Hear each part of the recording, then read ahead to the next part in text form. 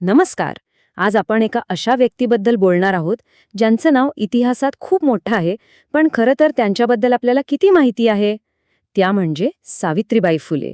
त्या नक्की कोण होत्या आणि त्यांचं काम आज आपल्यासाठी इतकं महत्वाचं का आहे, हे आज आपण समजून घेणार आहोत.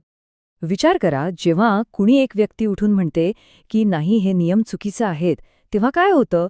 सावित्रीबाईंची कहाणी ही फक्त एका व्यक्तीची नाही, तर एका अन्यायकारक व्यवस्थेविरुद्धच्या बंडाची आहे. चला, हीच गोष्ट आपण आज पाहूया. तर मग कोण होत्या या सावित्रीबाई फुले?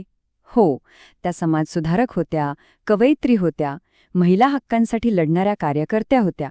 पण त्यांची सर्वात मोठी ओळख जी इतिहासात कोरली गेली ती म्हणजे त्या होत्या भारताच्या पहिल्या महिला शिक्षिका. आणि त्यांच्या याच प्रत्येक भूमिकेमागची गोष्ट आपण आज उलगडणार आहोत.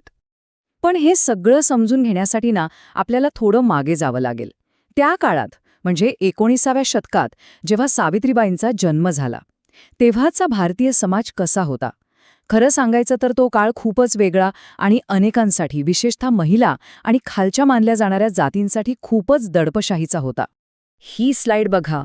एका बाजूला आहे त्यावेळचं वास्तव, म्हणजे मुलींना शिक्षण नाही, दलितांना शिक्षण नाही, लहान वयात लग्न. आणि दुसऱ्या बाजूला आहे सावित्रीबाईंची एक क्रांतिकारी विचारसरणी, एक स्वप्न, जिथे शिक्षण सगळ्यांसाठी असेल, जिथे जातपात लिंग असा कोणताही भेद नसेल.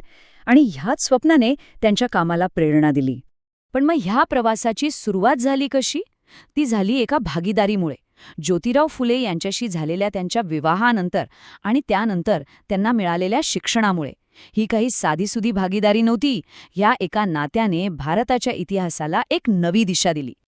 सावित्रीबाईंचा जन्म झाला 3 जानेवारी 1831 रोजी नायगावमध्ये. वडील खंडोजी नेवसे पाटील आणि आई लक्ष्मीबाई. आणि त्या काळातल्या प्रथेनुसार अगदी लहान वयातच त्यांचं लग्न झालं समाजसुधारक ज्योतिराव फुले यांच्याशी.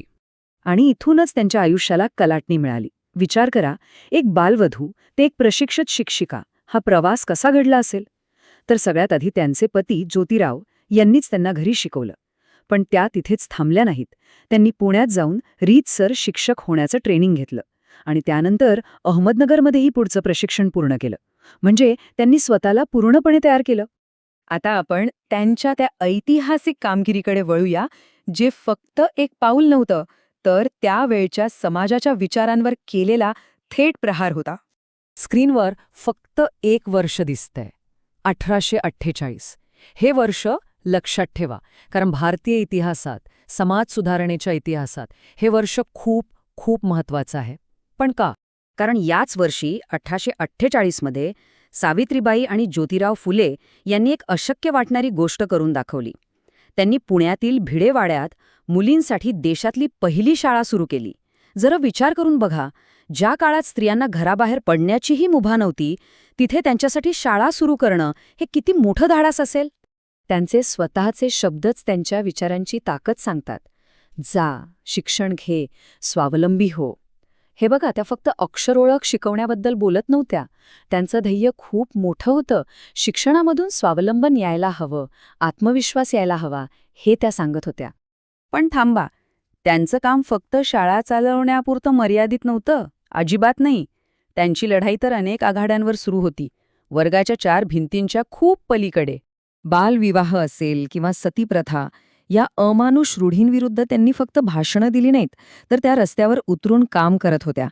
जातीय भेदभावाला त्यांचा कडाडून विरोध होता आणि विधवांना तर त्यांनी स्वतःच्या घरात आश्रय दिला, त्यांच्या पुनर्विवाहाला पाठिंबा दिला. हे त्या काळात करणं म्हणजे समाजाशी थेट वैर घेण्यासारखं होतं. आणि हे काम त्यांनी एकट्याने नाही केलं. त्यांनी संस्थांचं एक जाळं विणलं. महिलांना त्यांच्या हक्कांसाठी जागं करणारं महिला सेवा मंडळ असो किंवा निराधार विधवा आणि त्यांच्या मुलांसाठी सुरू केलेलं बालहत्या प्रतिबंधक गृह असो. आणि अर्थातच ज्योतिरावांसोबत सत्यशोधक समाजाच्या माध्यमातनं जातीय विषमतेवर केलेला हल्ला, या सगळ्यावरून त्यांच्या कामाची व्याप्ती लक्षात येते. बरं, आता त्यांच्या आयुष्याच्या शेवटच्या पण तितक्याच महत्त्वाच्या भागाकडे वळूया. इथे आपल्याला त्यांची एक वेगळी ओळख दिसते, एक कवयित्री, एक लेखिका आणि एक महान मानवतावादी म्हणून. त्या फक्त एक समाजसुधारक नव्हत्या, तर त्या एक संवेदनशील कवयित्री आणि लेखिकाही होत्या. काव्य फुले हा त्यांचा पहिला काव्यसंग्रह आणि बावनकशी सुबोध रत्नाकरमधनं त्यांनी आपल्या पतीचं, ज्योतिरावांचं कार्य लोकांपर्यंत पोचवलं. त्यांच्या लेखनातून त्यांचे विचार आणि दूरदृष्टी स्पष्ट दिसते. आणि मग आलं 1897 साल. पुण्यात प्लेगच्या साथीने थैमान घातलं होतं. लोक घाबरून घरात बसले होते. पण सावित्रीबाई त्या मागे हटल्या नाहीत. त्यांनी आपला मुलगा यशवंतराव याच्यासोबत रुग्णांसाठी एक दवाखाना सुरू केला आणि स्वतः रुग्णांची सेवा करायला लागल्या. आणि याच सेवेत रुग्णांची काळजी घेताना त्यांना स्वतःला प्लेगची लागण झाली. 10 मार्च 1897 रोजी त्यांचे निधन झालं. त्यांचं अख्खं आयुष्य हे सेवेचं आणि त्यागाचं एक जिवंत उदाहरण होतं. आणि जाता जाता हा एक प्रश्न. आज आपल्यासाठी शिक्षणाची, समानतेची, संधीची जी अनेक दारं उघडी आहेत, त्यापैकी किती दारं सावित्रीबाईंसारख्या एखाद्या व्यक्तीने प्रचंड विरोध सहन करून स्वतःच्या धैर्याने पहिल्यांदा उघडली असतील? विचार करण्यासारखी गोष्ट आहे, नाही का?